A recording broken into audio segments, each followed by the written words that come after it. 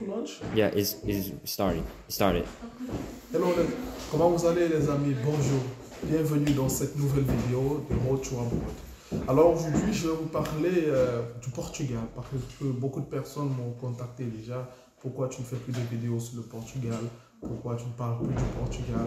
Nous voulons étudier au Portugal. Alors, il faut déjà comprendre que pour le Portugal, pour ceux qui sont en Afrique, il y a eu beaucoup de, on va dire, de bouleversements, beaucoup de choses qui ont changé, surtout par rapport au rendez-vous dans les ambassades.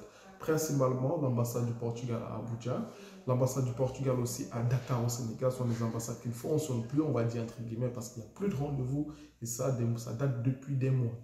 Mais je vais parler je vais faire cette vidéo aussi pour d'autres personnes qui sont dans d'autres pays comme au Congo, par exemple, si vous êtes du Congo-Brazzaville, du Congo-Kinshasa, si vous, par exemple, vous êtes un étranger, vous vivez en Tunisie, les ambassades du Portugal dans ces pays fonctionnent encore normalement. Si vous êtes par exemple à Abu Dhabi, en Turquie, dans d'autres pays où l'ambassade du Portugal fonctionne normalement au niveau des rendez-vous, alors cette vidéo est pour vous. Alors, avant de commencer, si c'est la première fois que vous tombez sur cette chaîne, si c'est la première fois que vous voyez ce visage, abonnez-vous, faites comme bon nombre d'entre vous avant vous. Et si vous êtes un abonné de retour, je vous dis vraiment, vraiment merci. Alors, pour entrer dans le vif du sujet, cette vidéo va être très rapide. On va parler de l'université de Évora, comme c'est inscrit dans la description, l'université d'Évora. Je vais vous dire la scolarité pour l'année préparatoire de portugais. Je vais vous dire les conditions pour appliquer et comment appliquer. Alors, l'université d'Évora est une université publique reconnue au Portugal et qui est dans la ville de Évora. Évora, c'est une ville qui, au coût de vie comparé à Braga et à Porto, le coût de vie est très abordable, surtout pour les étudiants étrangers. Et les admissions pour l'année préparatoire de portugais pour la rentrée de septembre 2023 ont déjà débuté depuis le 1er mars. Alors, combien ça coûte l'année préparatoire de portugais à Évora? Ça coûte 1000 euros. 1000 euros pour les étudiants qui viennent d'Afrique, les étudiants internationaux, ça coûte 1000 euros. On va dire en francs CFA, à peu près 655 000 francs CFA si vous êtes dans un pays de l'espace CFA. Mais c'est 1000 euros pour les étudiants étrangers. Comment postuler? Pour postuler, vous postulez en ligne. Il y a le système SIUT, S2ITE, dans le site de l'Université d'Évora, qui vous permet d'appliquer en ligne directement. Alors, quelles sont les conditions? Pour pouvoir postuler à ce cours à l'Université d'Évora, il ne faut pas avoir pas plus de 25 ans. Pas plus de 25 ans. Bon, mais si vous avez plus de 25 ans et que vous avez une licence, vous pouvez postuler.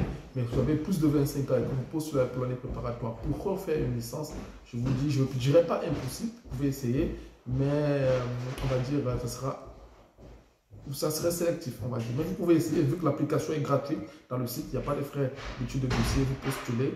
Mais je dis, voilà, chacun peut essayer en fonction de son profil. Alors, comment il faut postuler? Vous devez prévoir une photo de vous, vous devez prévoir votre CV et vous devez aller légaliser vos diplômes au ministère des Affaires étrangères de votre pays ou au consulat le plus proche de votre pays. Alors, je prends un exemple pour vous expliquer. Si vous êtes un Congolais, vous vivez à Brazzaville ou à Kinshasa, vous devez aller légaliser vos diplômes en français, pas besoin de traduire en français, au ministère des Affaires étrangères du Congo et vous postulez avec ou vous pouvez aussi aller directement encore légaliser pour plus de chances. Je vais dire ça, c'est pour plus de chances. Allez encore directement légaliser vos diplômes auprès de l'ambassade qui est à Kinshasa. Ou ça, c'est pour ceux, même pour ceux qui sont dans d'autres pays qui ont les ambassades, on va dire, déjà installées. Avant de postuler, ça sera un plus pour vous au niveau de la reconnaissance de vos diplômes. C'est très important. Vous avez par exemple un baccalauréat. Vous légalisez au ministère des Affaires étrangères de votre pays le baccalauréat, le relevé de notes. Si possible aussi, la légalisation, ça coûte 20 euros à l'ambassade du Portugal. Vous partez légaliser encore ces mêmes diplômes à l'ambassade du Portugal avant de postuler. Ça sera magnifique en termes de reconnaissance de votre diplôme et ça peut vous donner un plus pour l'application. Si vous êtes dans un pays où l'ambassade peut vous déplacer, vous pouvez juste postuler en légalisant vos diplômes auprès du ministère des Affaires étrangères de votre pays.